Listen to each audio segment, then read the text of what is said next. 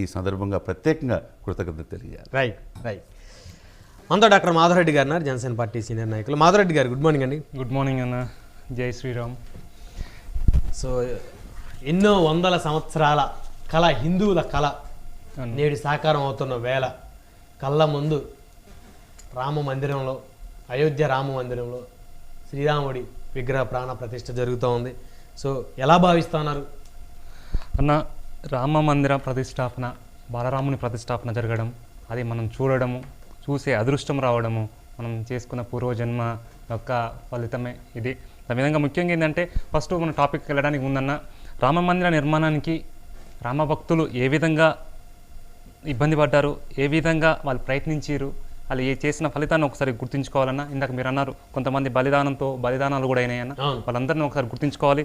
అదేవిధంగా రామ మందిరం యొక్క విలువలను, ఈ యొక్క ఇంపార్టెన్స్ని ప్రజల్లోకి బాగా తీసుకెళ్ళింది బీజేపీ పార్టీ కానీ ఆర్ఎస్ఎస్ లాంటి సంస్థలు కొన్ని బాగా తీసుకెళ్ళాయన్న.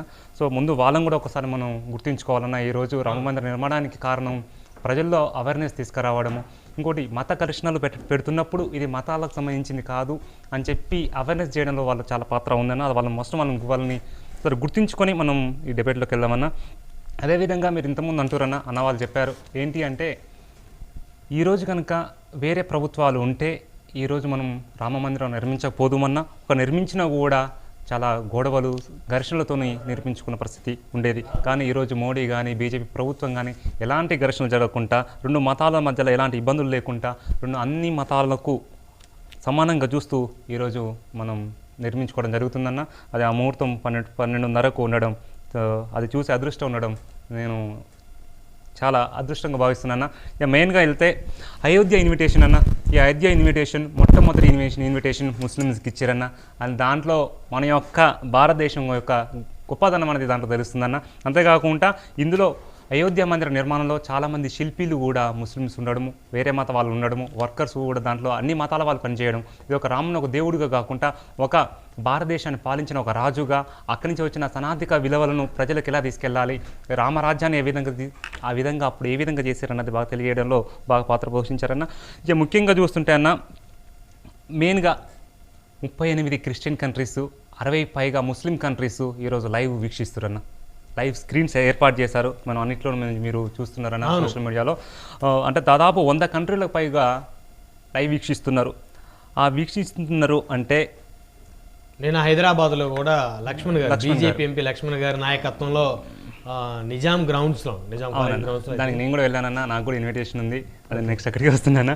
అయితే 100 కంట్రీ పైగా లైవ్ వీక్షిస్తుంటే ఇక్కడ మాత్రం మన 2 తెలుగు రాష్ట్రాల్లో కనీసము గవర్నమెంటు కానీ అధికార పార్టీల ప్రతి రాజకీయ పార్టీలు ఊసే లేదు అసలు. వాళ్ళ దగ్గర యొక్క ఇంపార్టెన్స్ని పెట్టి ఒక లైవ్ స్క్రీన్ చేద్దాము, లేకపోతే 2 తెలుగు రాష్ట్రాలకు కూడా సెలవులు ప్రకటిద్దాము. ఇప్పుడు భారతీయ జనతా పార్టీ కనుక ఎక్కడైతే అధికారంలో ఉందో అక్కడ సెలవు ప్రకటించినాయి అన్న. ఎందుకంటే కొన్ని వందల సంవత్సరాల నుంచి వస్తున్న మనది ఒక ఇది ఈరోజు ఆ రాముడి యొక్క ప్రతిష్టాపన జరుగుతున్నది. ఈ ఘట్టం అందరూ చూడాలని, ఈరోజు అందరూ కూడా ఆధ్యాత్మికంగా పూజల్లో ఉండాలనుకోవడం కంపల్సరీ అన్న. సో అలాంటి పరిస్థితులలో మన 2 తెలుగు రాష్ట్రాలు రాజకీయ లబ్ధి కోసం మాత్రమే చూస్తున్నాయి తప్ప ప్రజలకు ఏం కావాలి, ప్రజలకు ఏం అవసరం ఉంది, ప్రజల పక్షాన మనం గవర్నమెంట్ నడుపుదాం అనేది లేదన్నా. వాళ్ళ సొంత లాభాలు, వాళ్ళ రాజకీయాల అవసరం మాత్రమే ఉన్నాయి. ఎగ్జాంపుల్ చెప్తానన్నా, రీసెంట్లీ ఇండోనేషియా వెళ్ళాను. ఇండోనేషియా వెళ్ళినప్పుడు నేను అక్కడ చూసిన ఒక ఫ్లైట్ నేమ్ ఏంటంటే గరుడా ఎయిర్లైన్స్. అక్కడ హోటల్లో దిగినాను. ఫ్రంట్ ఆఫీస్లో ఒక లేడీ ఉంది. లాస్ట్కి నేను వస్తున్నప్పుడు చెక్అవుట్ టైంలో థ్యాంక్ యూ చెప్పి వెళ్తే వాట్స్ యువర్ నేమ్ అంటే మై నేమ్ ఈజ్ సీతా అని. సో బట్ ఆమె ముస్లిం అని. అంటే ముస్లిం కంట్రీస్లో కూడా మన యొక్క హిందూ సాంప్రదాయాలు పాటిస్తూ మన పేర్లను వాడుతున్న సంస్కృతి ఉందన్న. ఎందుకంటే రాముని ఆ విధంగా ఒప్పించారు. వాళ్ళు ఒక దేవుడిగా కాకుండా ఒక మన యొక్క రాజ్యాంగాన్ని ఎలా, మన భారతదేశం ఏ విధంగా పాలించిండు, ప్రజలకు నైతిక విలువలు ఏ విధంగా నేర్పించిండు, రామరాజ్యాన్ని ఏ విధంగా చేశాడు అన్నీ భావించారు. కాబట్టి వాళ్ళ ముస్లిమ్స్ కూడా సీతాదేవి అని నేమ్ పెట్టుకోవడం మనం అలాంటి జరిగినాయినా. కానీ ఇన్ని బయట ముస్లిం కంట్రీస్, క్రిస్టియన్ కంట్రీస్ కూడా ఈ విధంగా ఫాలో అవుతుంటే మన తెలుగు రాష్ట్రాలు, భారతదేశంలో 2 తెలుగు రాష్ట్రాలు కనీసం ఇంపార్టెన్స్ ఇవ్వకపోవడము, ప్రజలకు చూసే విధానాన్ని కనీసం అక్కడికి అందరం వెళ్ళలేము. మనం ఈ టైంలో వెళ్తే ఉంటే ఇబ్బందులు జరుగుతాయి. కానీ లైవ్ చూసే విధానాన్ని లైవ్ స్క్రీన్స్ ఏర్పాటు చేయవచ్చు. ప్రతి సెంటర్లోనూ, ప్రతి సర్కిల్లోనూ, లేకపోతే కొన్ని ఫంక్షనాల్లో ఏర్పాటు చేయాలి ప్రభుత్వం. ఎందుకంటే ఇంతమంది అత్యధికంగా ఉన్న హిందువులు ఉన్నారు మన 2 తెలుగు రాష్ట్రాల్లో కూడా. ఈ హిందువులు చూసే అదృష్టాన్ని, ఆ చూసే విధానాన్ని క్లోజ్గా చూసేలాగా ఏర్పాటు చేయాలి. కానీ 2 ప్రభుత్వాలు కూడా విఫలమైనాయన్న. కానీ భారతీయ జనతా పార్టీ అపోజిషన్లో ఉండి, ప్రతిపక్షంలో ఉండి కూడా మన తెలంగాణలో ఎగ్జాంపుల్ అన్న లక్ష్మణ్ గారు నిజాం గ్రౌండ్లో పెద్ద భారీ స్క్రీన్ ఏర్పాటు చేశారు. ఆ భారీ స్క్రీన్కి ఏర్పాటు చేయడమే కాదన్న, ఇక్కడ యొక్క బీజేపీ వాళ్ళ యొక్క మనస్తత్వం ఎలాంటి మీరు గమనించాలి.